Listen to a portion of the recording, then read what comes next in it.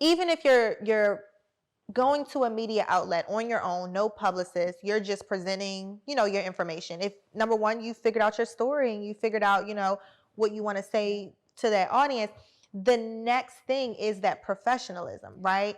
And that will make or break that conversation right there. However, if you have links to, where your media kit may be, or images in case they need it, or previous media hits, or whatever it is that you have, even if all you have is your social media platform, but they can go there and they're like, okay, all the links work and I know where to get the information and I see that she's, informing her audience, or whatever the case may be, how you're packaged is literally your digital representation of walking in a room and shaking a hand. That's what that is. And so how would you walk into a room and shake the hand of a media outlet? You wouldn't have all jacked up clothing, which that's your social media, because it's now your digital resume. Hey you, welcome to Shades of Content, a show that teaches entrepreneurs how to effectively use content to market their business and stay content while doing it. I'm your host, Patrice, a wife, a mom of 3, and a 15-year public relations and marketing professional who decided to open a brick and mortar content studio 4 years ago. And I honestly haven't looked back since. Join me as I share my experiences and the experiences of other entrepreneurs who, like me, are navigating this maze of owning a business, running a family, and trying to stay sane and healthy while doing it. I'll tell you, it's an amazingly challenging journey, but I honestly wouldn't have it any other way. See you soon. This episode is brought to you by Black Girl Holidays, the content planner and calendar that highlights Black women, Black girl magic 24/7, 365. And you guys, all new for 2022, Black Girl Holidays is not only a calendar like it was before, but it's also a full planner, okay? Get your Black Girl Holidays content calendar or planner today by visiting www.blackgirlholidays.com and make sure you use that Shades of Content coupon code so you can get a percentage off. Again, blackgirlholidays.com, or just tap the link in the show notes, y'all. Greetings, everybody. Welcome back to the Shades of Content show. Remember, I said I wasn't going to call it. Okay, so I don't know if you listened to our last 2 episodes, but I'm trying not to call it a podcast. Okay. Call it a show. Okay. Because it's more than just a podcast. Amen. Right. Okay. So, welcome back to Shades of Content. Hello, contentpreneurs. And if you haven't tuned in before, you know that word contentpreneurs is an entrepreneur. It's someone that uses content for their business. But then there's also content. So a content entrepreneur, right? I like that. Whole reason why we're here, you guys. We have a guest, which I'm so excited about. I'm excited to be here. It's going to be an amazing conversation. So Keisha, ladies and gentlemen, Keisha Brewer. Hello. Keisha is the CEO. CEO. Yep, CEO and lead strategist. There we go. CEO and lead strategist of the PR Alliance. Yes. And we have worked with each other. We're currently working with each other.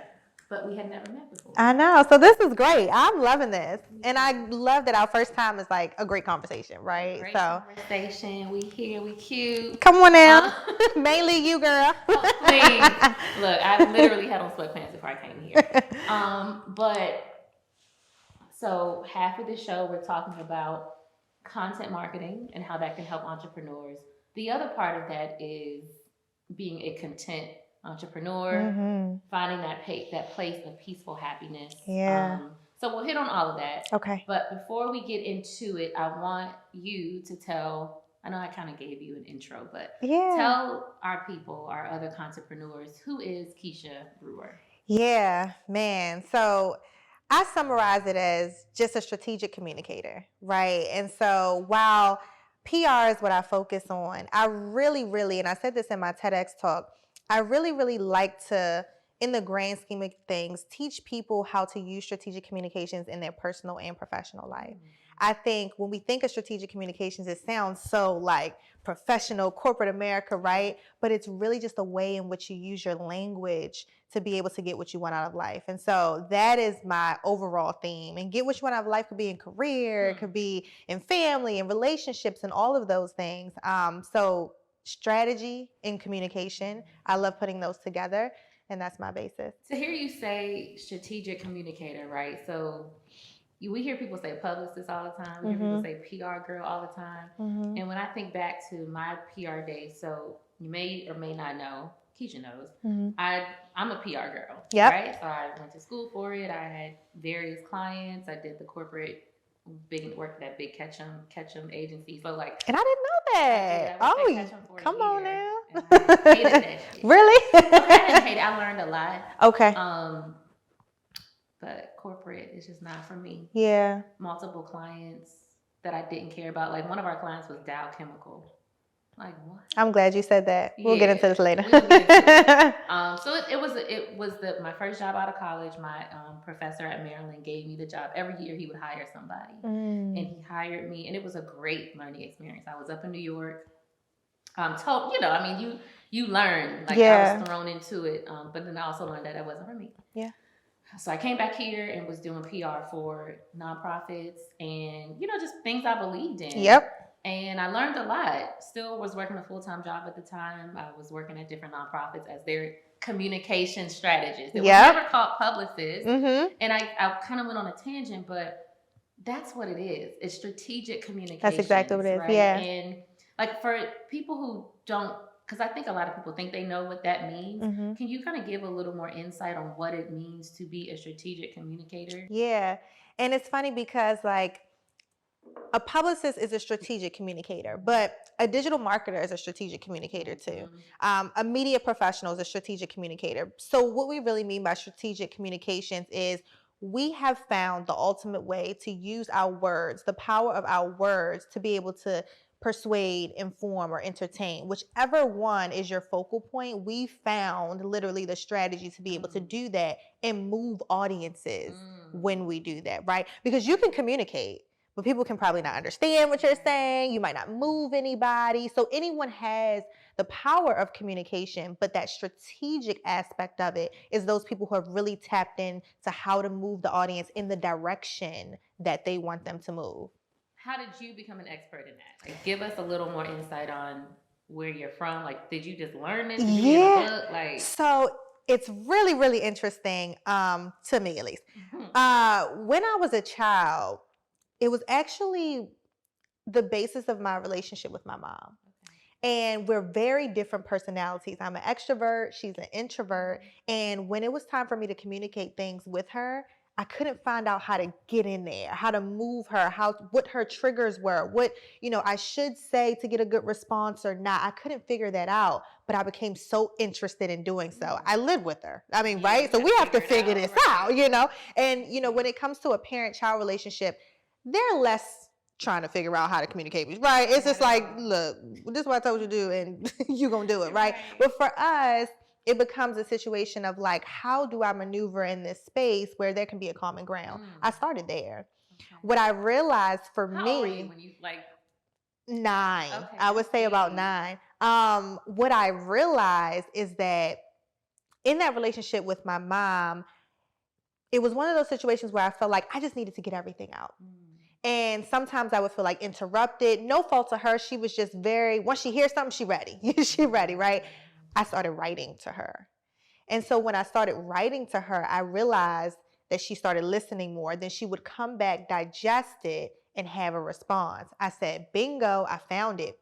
That same approach on my father didn't work the same way. So that's when I started realizing audiences, right? When you're talking to certain people, there's certain ways they hear things, there's certain ways they perceive things, and you have to tailor it to them. That was my first introduction to what strategic communications is. Literally my first. That's deep. That's how you know you're doing what you're supposed to be doing. Yeah, right? Exactly. Like things that happen as a child. We are very similar. I know this is our first time meeting, but we've talked a lot. I have so much respect for you. Thank you. But I did the same thing. I would write letters to my parents. Wow. It was just easier for me. I couldn't cry. I wouldn't get emotional. If I had to talk to them, I would get emotional. And this actually is still to this day with my husband too. So I would just write. Wow. And they were able to take what I wrote and read it and digest it, just like you said. Yes. And then we can actually talk about it. Yes. I know I've said everything I need to say. I You wasn't, got it.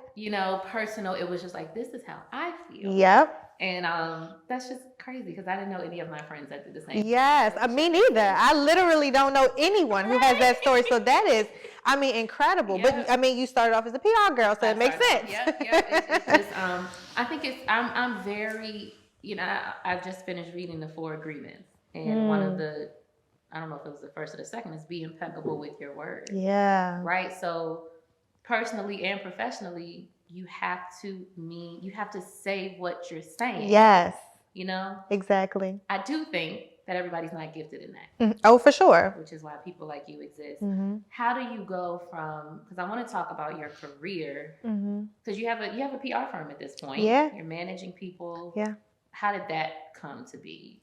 Yeah. How do you go from Keisha, a 9-year-old who's like, my girl, boom. Yeah. To Keisha, who is helping so many other people, me included, which we'll talk about. Yeah. Communicate what they need to. And it's so crazy to think about, like how you said, how did I come from this 9-year-old now to at almost 30? Almost 30. I'm 29. I know I probably feel like a baby, right? At almost 30, all that in between, right?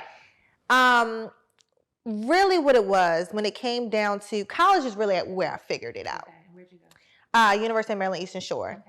Yes. So it's a HBCU. I really thoroughly enjoyed all the connections I made there. But there was when I had to figure out, what do I want to do? And I sat and said, what am I gifted in? Instead of just saying general studies, whatever, get me through here, I really wanted to figure out what I was gifted in, because it was important for me to not just do something. I wanted to do something I love. I wanted to do something that was sustainable and I had a passion for. And when I sat down and thought about it, I was like, I don't know what else I could do if it's not something with communications. So I started with writing. So my major there was actually, it was called English, but the track was news writing and reporting. Okay. So we did a lot of writing. It was, the core was English. So we did a lot of writing, a lot of papers. But that news writing and reporting twist is what I really, really loved. And that's where we started gearing into audiences and who to speak to and what type of language to use and all of that. And so I took an internship at the Daily Times. So it's a newspaper organization for Delmarva. So Delaware, Maryland, and Virginia, down in Salisbury. And so I started as their news writing intern, and I was doing like all the fluff, all the evergreen content. But I loved telling people's stories, and I knew that I loved that. But what I also knew is that I wanted to be on the other side of things. I was like, okay, I don't want to just sit here and write. Like, I want to be with the people. I want to help them get their stories told rather than just being this one individual outlet. Once I tell the story, it's gone. I don't see you again. I want to walk with that person in their journey to tell their stories to so many different people and outlets. And that's where I figured it out. I didn't know what it was called. At that point, public relations, it wasn't a major at my school. It wasn't something really talked about. Before social media was as popping as it was, I didn't really know people that I could touch and feel that were in the industry. So I literally Googled, being this strategic, I guess, person I am. And I was like, what is it when you really want to help people tell people? I'm like on Google, and it landed at public relations. Gotcha. And so I kind of just went from there and kind of went under the wings of, I'll shout out Candace Nicole. Hey, Candace Nicole. Yeah, we were in the PR consultancy world around the same time, exactly. And so she taught me a lot. I had an old business partner by the name of Mariah Oates. We kind of partnered together in our PR journey to just discover what it all was. Wow. And so I'm really grateful for them because I'm self-taught, but self-taught and under the wings of people who knew what they were doing. So. Deep. Okay. I have so many questions for you. It's interesting when you talk to somebody who, we speak the same language, right? So I have so many experiences that I've had that I wonder if you've had. But I want to bring it back to someone who has a business. They know their business is great. And they know, they figured out social media. They figured out email marketing, but they want earned media. Yeah. Newsflash. Earned media is when a reporter thinks your story works for their audience. Yep. Right? That's why PR exists, right? So strategic communicators and publicists, they are building relationships with the journalists, so the journalists can then take that story and share it with their audience, their people, right? Yep.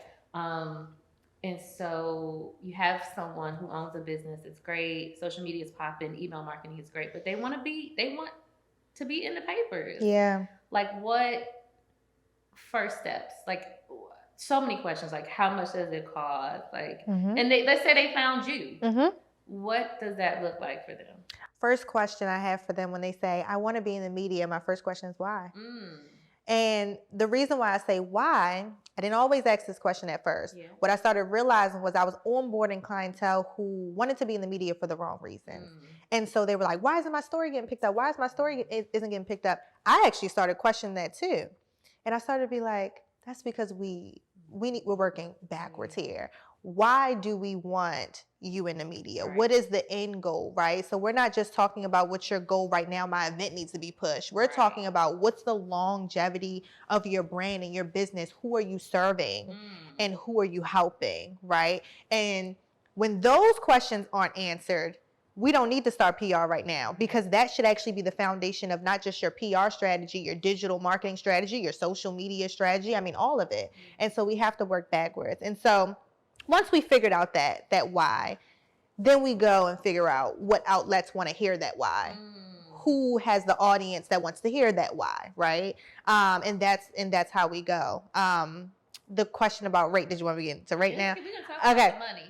We're gonna talk about it. The thing about public relations is people, you hear people on two ends of the spectrum. So they say it's a luxury service, but then they also say, if I had only $1 to my name, I would hire PR, right? So it's like, is it luxury or is it a need, right? Yep.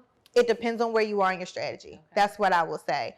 Some people, it's a luxury because their brand has already gotten to a certain level that if they just wanted to continue to push it on their own where they're at, they would be okay. They would be fine. It's just a luxury now because you just want to get a little above. You just want to tell that story a little more, right? For some people, when they're in that beginning stage, I would say it's also kind of a luxury because sometimes you haven't really even fine-tuned the necessary things you need to for your brand to even call PR a need right now. Sometimes your marketing is your need first. Like sometimes you haven't even tapped into who your audience is, right? It's that middle pocket that I think is where the need really is. It's like, okay, I know my story. I know my audience. I cannot figure out who I'm supposed to connect with and what platform I'm supposed to connect to. Right there, you kind of need it. You kind of need it. But up here and down here, I think that's where the luxury are. So let's talk about the prices. PR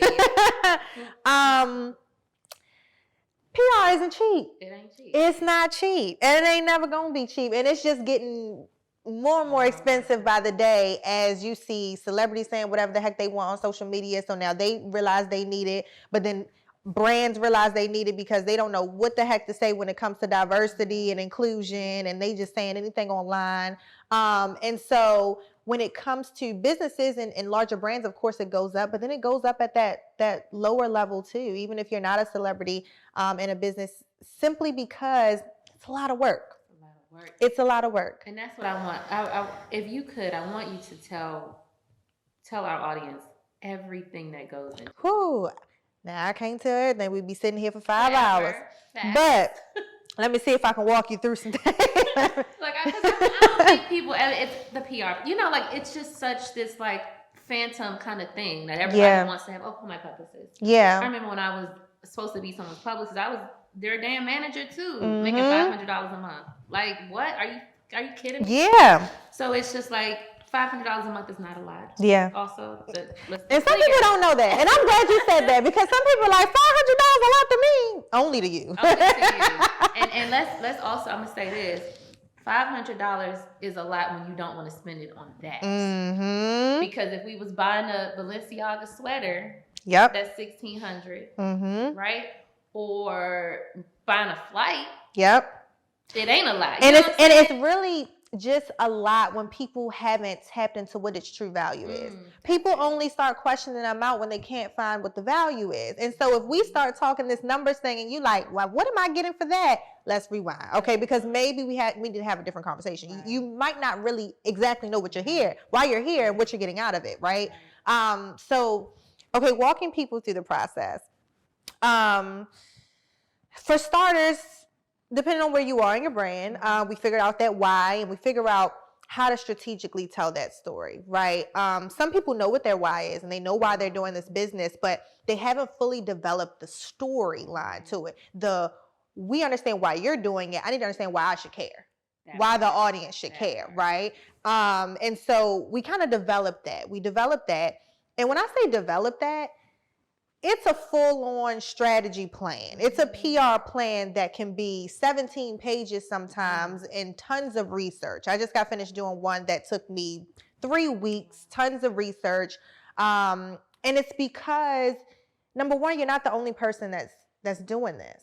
You're never the only person. If you thought about it, somebody's already doing it, right? And so we have to look into competitors. We have to look into what the industry trends already are. We have to look in to what is even the trajectory of a brand like this. Where can it go? Is it going to plateau? Where should we, find out, where are we going to find out challenges, right? I mean, we literally go through all of those steps. And that is just 3 weeks of writing this out to you. Then we got to explain it to you, honey. And then after that, it's the research of the media outlets, right? And so when it comes to media outlets, we have our own relationships, right? But then you always want to, if you stop at just the relationships you have, you'll never be growing. So there's never a client that we have where we're just like, oh yeah, we have these 20 relationships and that's it. You'll tap into these, right? That never happens. And so we always look for more audiences.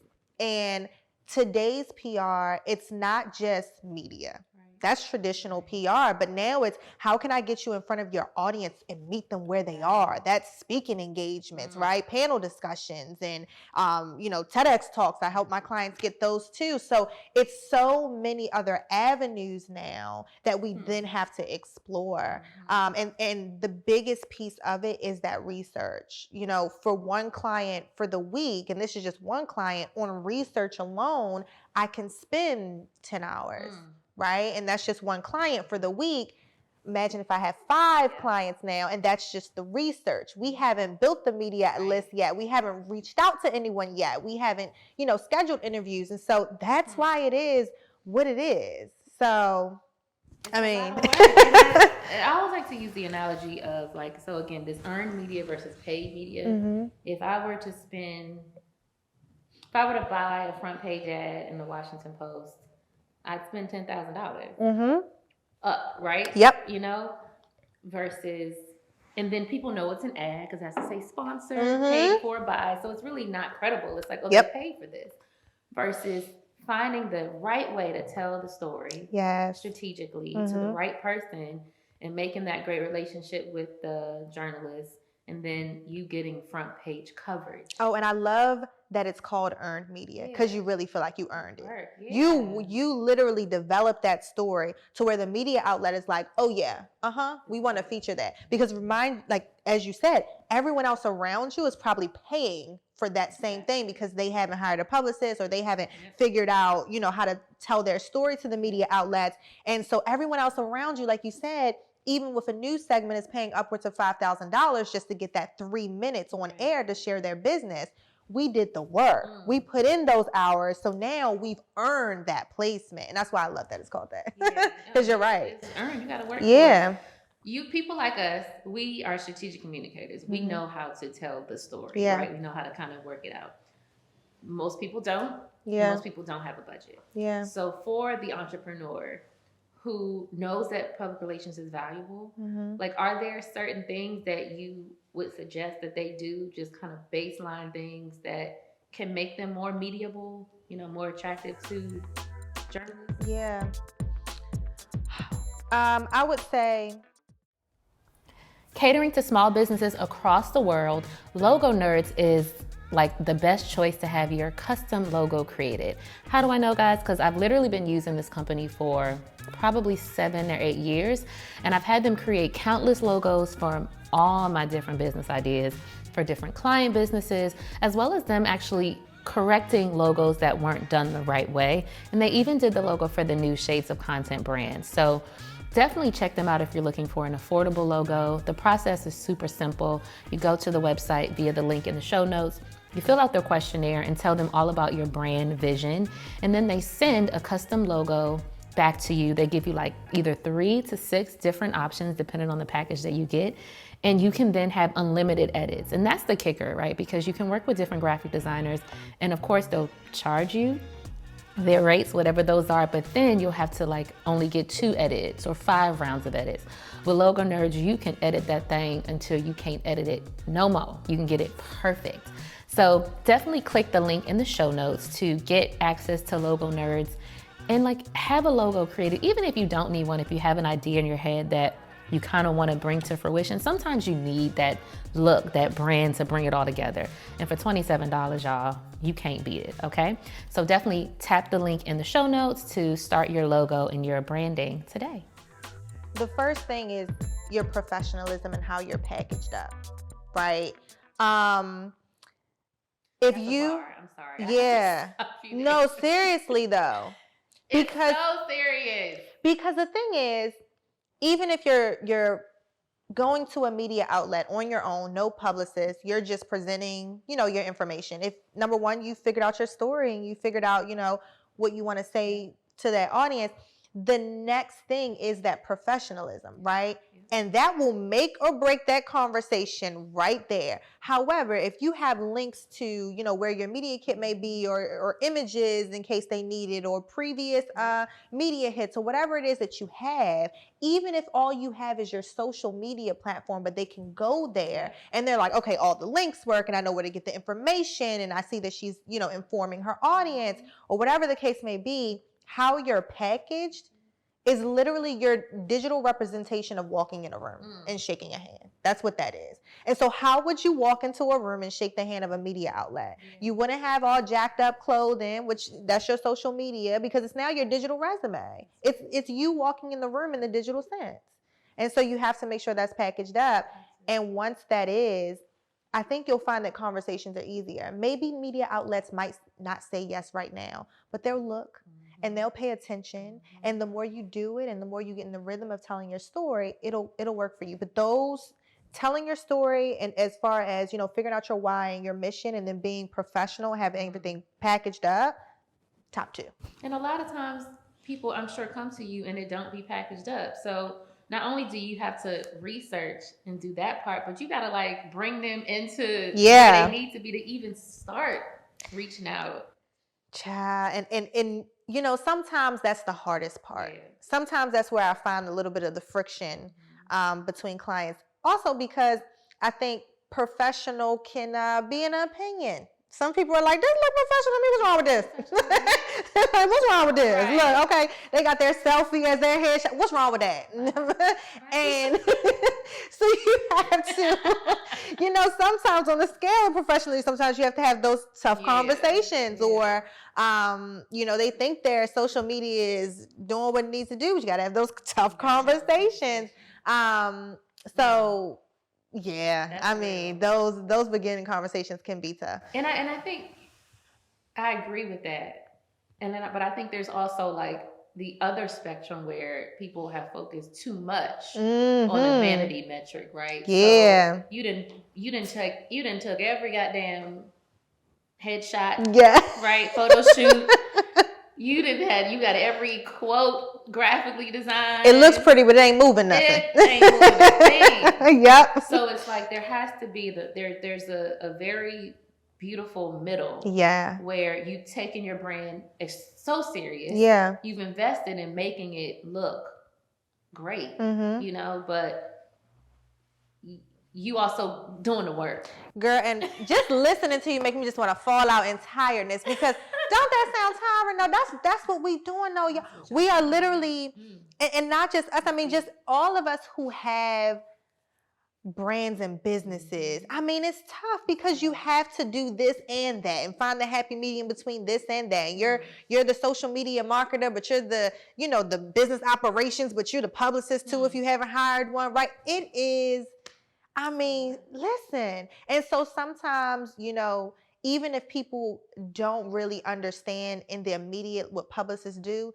sometimes they're like, I just know I need you and I'm tired. And I know I can't do it myself. So walk me through this, you know?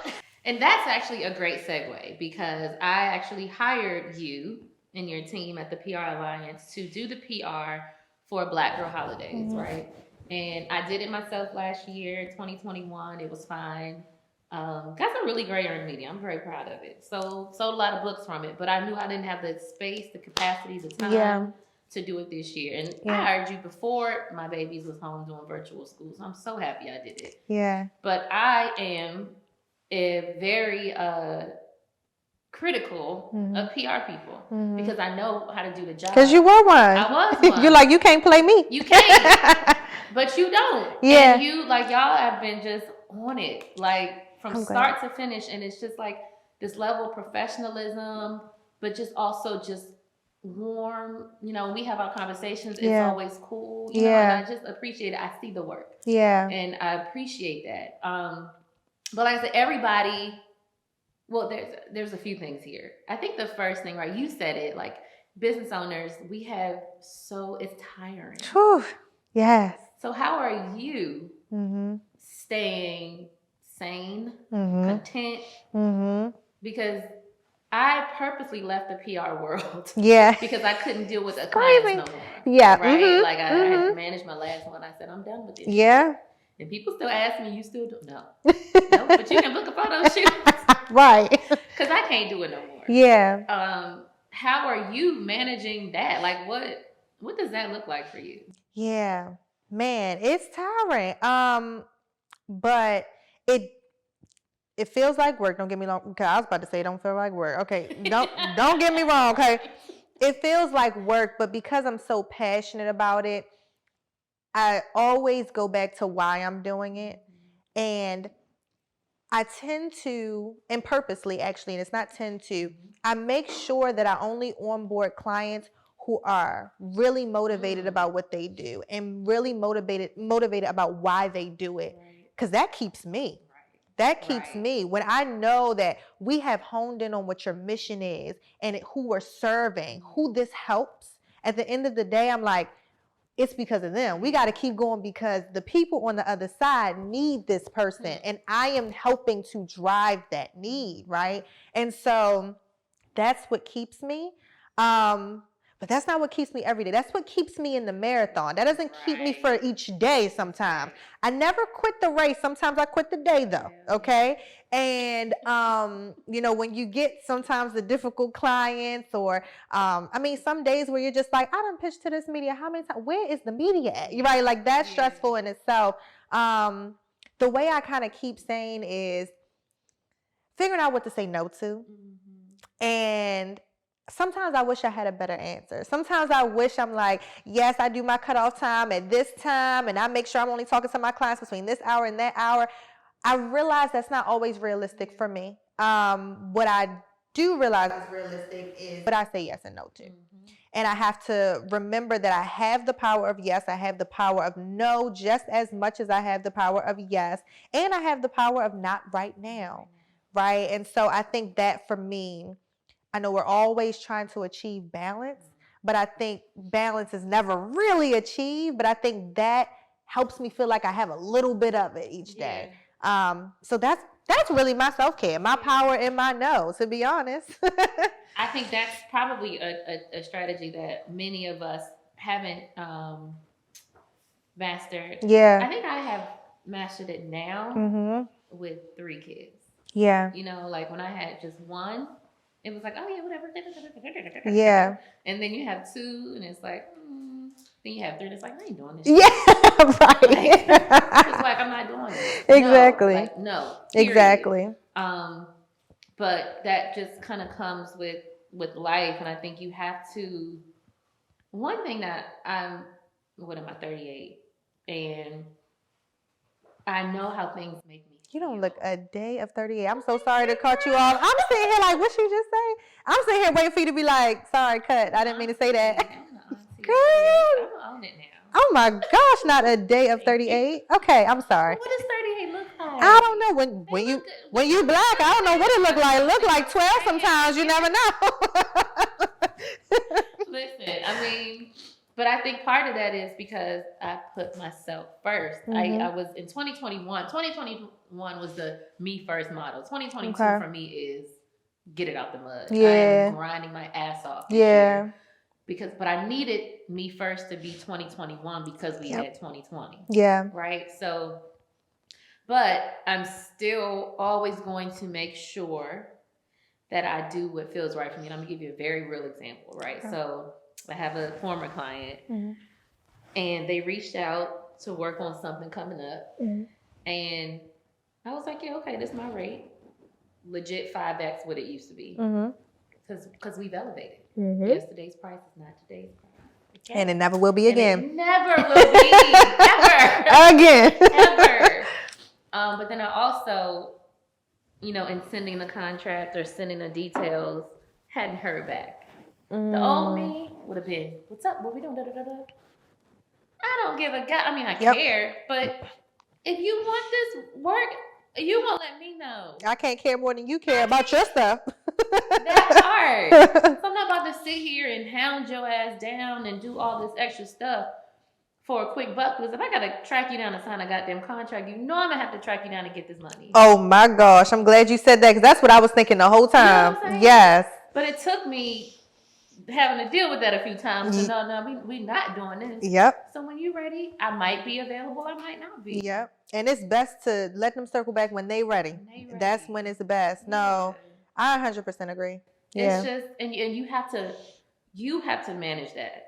Nobody can tell you how to deal with that. Nobody can tell you how it feels. You got to know, and I have a feeling you have dealt with this in the publicity world, and it might not be that exact situation, but from what I've learned, that publicity and communications role, while it's one of the most valuable, it is the most understood. Yeah. And when people don't understand stuff, there's this disrespect for it, maybe, or they're not able to embrace it, and the feelings that come from that.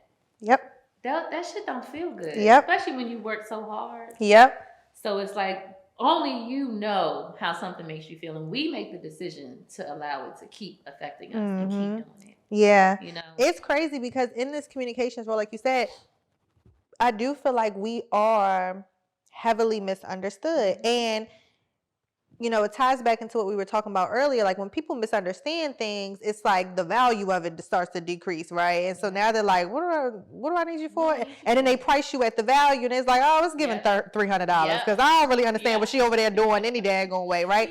And so, I mean, I think that's a really key part. And I think a lot of people not just misunderstanding the value, it's just like, what are they actually doing over there? It's such a behind the scenes role, and we try our best to bring visibility to it from the client side of like, this is what we're doing. I mean, I got a tracker, you know what I'm saying? But that doesn't even speak to the follow-ups we did and the DMs we did that went to an email that went to it. I mean, the logistics, the scheduling. Yeah, exactly. And so, I mean, to them, it just looks like, or to a lot of people, it looks like we leveraged a relationship. We called our homegirl that is over there at WUSA 9 and was like, can you get my client on? And they was like, yeah. And then we put it in the tracker like, yeah, we got you.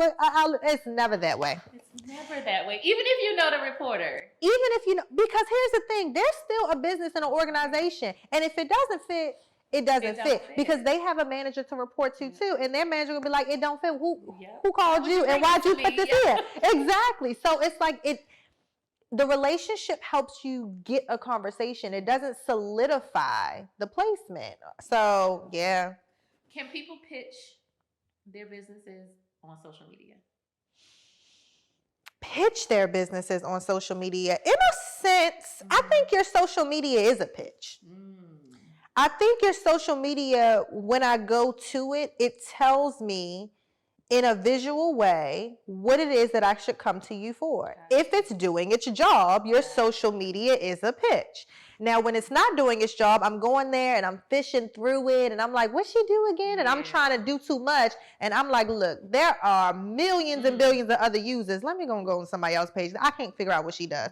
Pitch didn't go well, right? So I do think that your social media is a pitch, and if you're doing it well and you're giving, my friend Raven Paris said this on her Twitter today, People are scared to give free information. They're scared of that because they're like, then they're not going to hire me. Opposite. When they can see, when you pitch to them what you can do, that's a part of your pitch right there. When you're able to show them the knowledge you have, they want more of it. And so people have to make sure that their social media is reflective of the expertise that they say that they have. So yeah, your social media is a part of the pitch. Very true. And that's something I'm leaning into more, like, as, you know, into 2021. Yeah. Just leaning into, like, Patrice, listen, you've done a lot.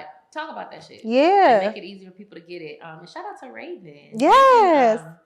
She was around during those early PR days. Yes. Yeah, she's in Dallas now. She needs to come visit. No, she's still here. We might be talking about different Ravens. Maybe talking about different people. Okay. She's still here.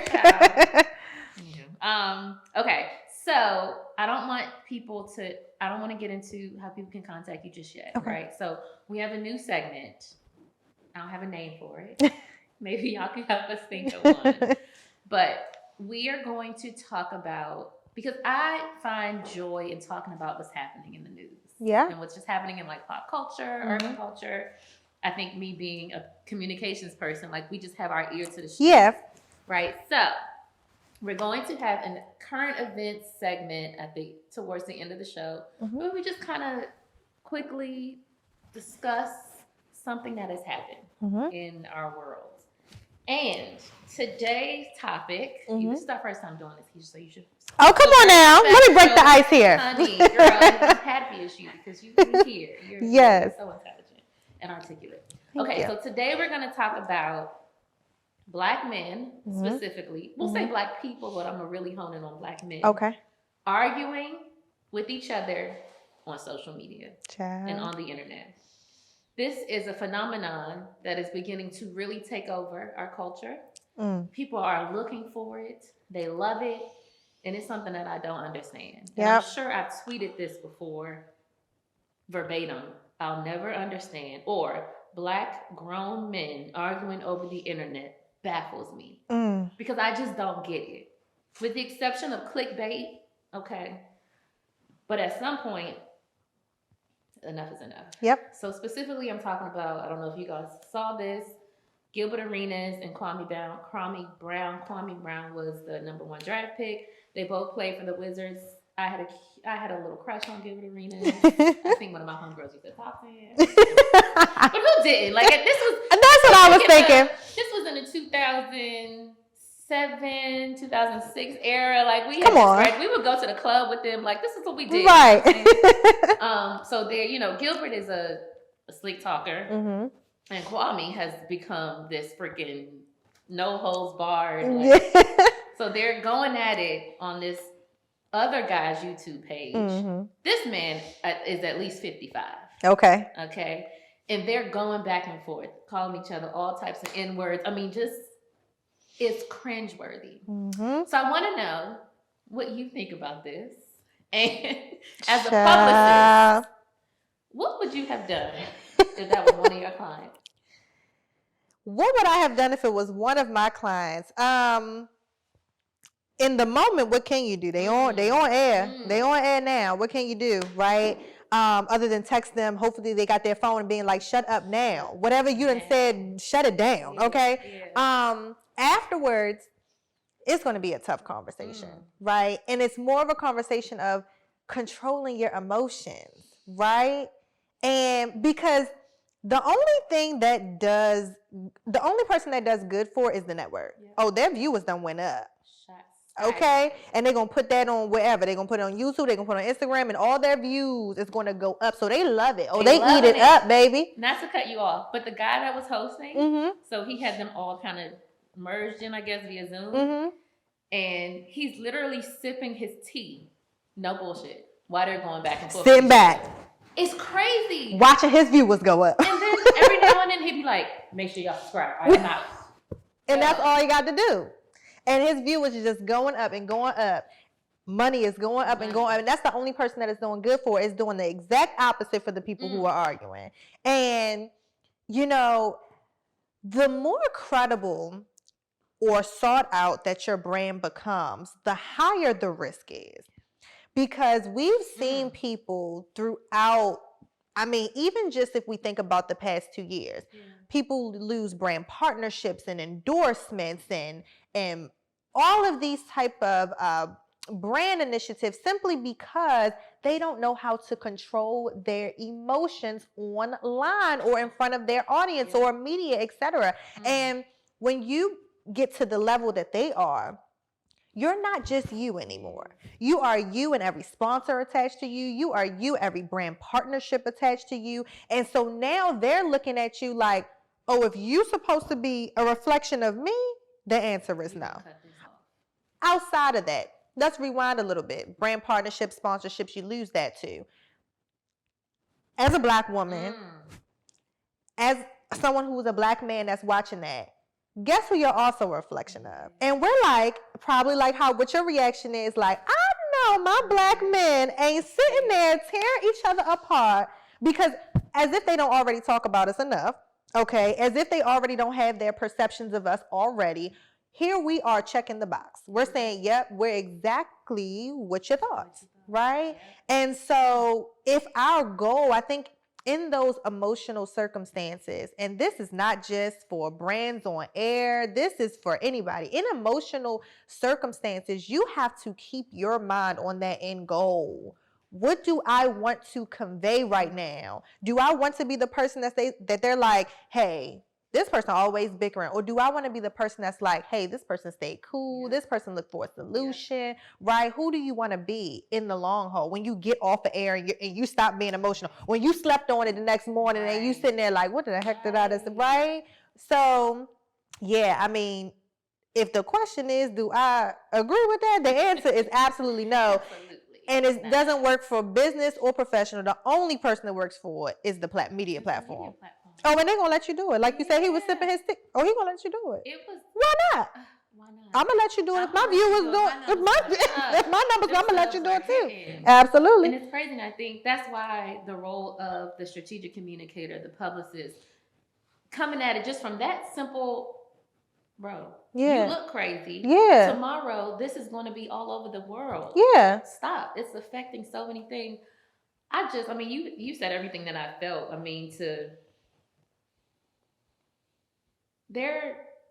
it's like keeping your stuff home. Like, you know what I'm saying? Yeah. Me and my husband could argue every goddamn day. But when we out, we giving what we need to give. Yeah. Right? Because we're going to keep that in the house. Come on. You know, the world don't need to see our dirty laundry. I'm not going to air that. Exactly. And I also just think from a masculine standpoint, not to emotions. There's this disconnect with Black men specifically. Yep. Self-care, emotions. Yep. And this ability to lash out. Yeah. Because they don't have they seemingly don't know other ways to do that. Yeah. And maybe there was a phone call. I doubt it. Because when they saw each other on that video, it was, man, I've been trying to tell you this shit for 2 years. Yeah. That's how it felt.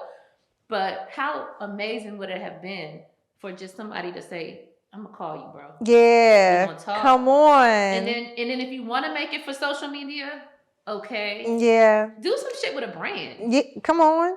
Do a collaboration with a brand and get a check. Make it worth it if you're gonna do it. Make it worth it, honey.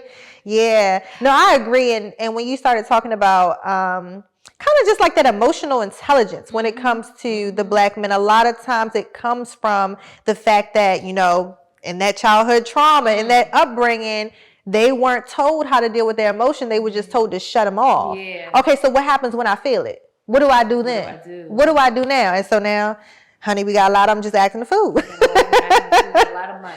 Yeah, with a lot of money attached to it. Say when I was watching that, I think a lot about relationships. When I see people, I think about how they are in relationships. And I know that's not like fair because I don't know how any of these people are. Right.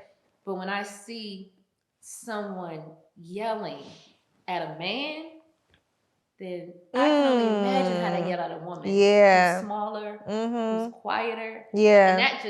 And not to put this on anybody, and I hope this isn't taken the wrong way. Yeah. But I do want people to think about kind of like the repercussions of these types of interactions for the fucking world to see. Yeah, or just simply the fact that you made that connection, right? It's that perception. You know, we're talking about you're in front of millions, billions of people on air.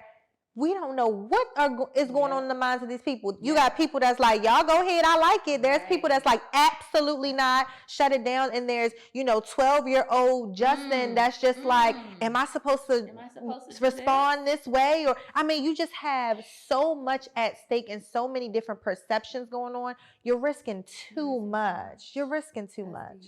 And heavy is the crown, right? Yeah. So when you decide to go into these arenas where you are a celebrity, where you are known for something, then you have to accept what comes with it and the responsibility. And I say this to myself all the time. We all have influence, and we have to be responsible with that influence. So I like this segment. No, I love that. No, I mean, because we could go in on that. That last part is a whole nother episode. Okay, we gotta do it again. Yeah, please. Yeah, because woo, child. This was so good. I don't want to end. I know. I'm in here freezing. So, Keisha, please tell our listeners how they can learn more about you, learn more about your company, all the great things you're doing. Yes. So you can find us at the PR Alliance everywhere, all social platforms. Our website is thepralliance.com. And you can follow me at I am Keisha Brewer, where you can get to my pages and my website and all that there. We are accepting new clients pretty much all the time. So I'm open, I'm friendly, I'm reachable, I'm touchable. So just connect with me and we can find out how to take care of your baby, your brand. Yes. Now, Keisha, do you do all of her info is linked in the show notes. So if you didn't catch it, no worries. Just scroll down and link to it. Do you do like let's say someone they don't know what they need. Like, is there an opportunity to like just talk to you for an hour? Yeah. So I do strategy calls for 2 hours via Zoom. So virtually. I'll start doing them in person one of these days, but yes, for 2 hours via Zoom, and we sit there and we pick your brand apart. It's really for you. So whatever stage you are in your brand, we start there and build the strategy forward. Some people are like, I haven't even created my LLC yet. We start there. Yeah. Wherever you are, we start there. We build up, we build the strategy. Typically for the next 6 months, sometimes people are like, I just want to focus on 3. Whatever you want to do in those 3 hours, it's more of less of a PR. If you're in the PR space and that's what you need, we focus on that. More of just business coaching in a way, right? Yeah. I meet you where you are, we build up. So yeah. I love it. Yeah. I love it. Again, all of her links are in the show notes.